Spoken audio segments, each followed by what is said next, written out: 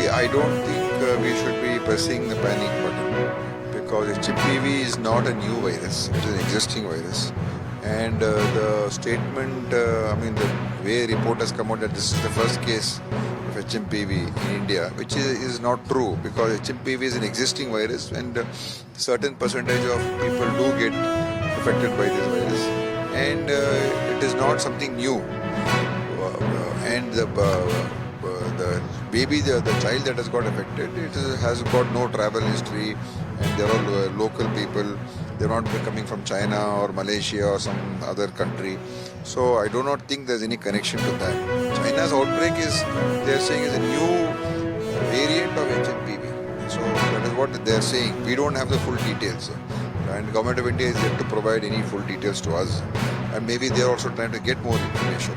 ಎಲ್ಲರಿಗೂ ಸ್ವಾಗತ. ನಾನು ಮೊನ್ನೆ ರಾತ್ರಿ ಸಂಭಾಜಿ ಚೌಕಿ ಎಲ್ಲ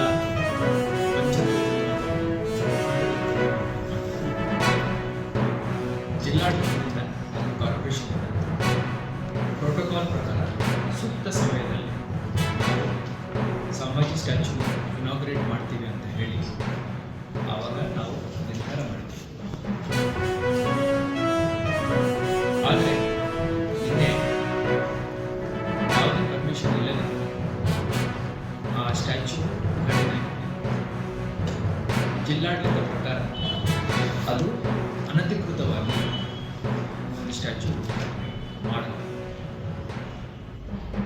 ಅದಕ್ಕೋಸ್ಕರ ನಾವು ಮೊನ್ನೆ ರಾತ್ರಿ ಎಲ್ಲ ಮುಖಂಡರ ಜೊತೆ ಚರ್ಚೆ ಮಾಡಿದ ಹಾಗೆ ಪುನಃ ಅಧಿಕೃತವಾಗಿ ಡೇಟ್ ಫೈನಲ್ ಮಾಡಿ ಸರ್ಕಾರದಿಂದ ಪರ್ಮಿಷನ್ ತಗೊಂಡು ಛತ್ರಪತಿ ಸಂಭಾಜಿ ಮಹಾರಾಜ್ ಅವರ ಸ್ಥಾನಮಾನಕ್ಕೆ ಯಾವುದೇ ಧಕ್ಕೆ ಆಗದಂತೆ ಎಲ್ಲರನ್ನು ಜೋಡಿಸಿಕೊಂಡು ನಾವು ಉದ್ಘಾಟನೆ ಪ್ರೋಟೋಕಾಲ್ ಪ್ರಕಾರ ಮಾಡ್ತೇವೆ. ಇದರಲ್ಲಿ ಎಲ್ಲ ಪಕ್ಷದವರು, ಎಲ್ಲ ಸಮುದಾಯದವರು, ಎಲ್ಲ ಜಾತಿಯವರು ಇದಕ್ಕೆ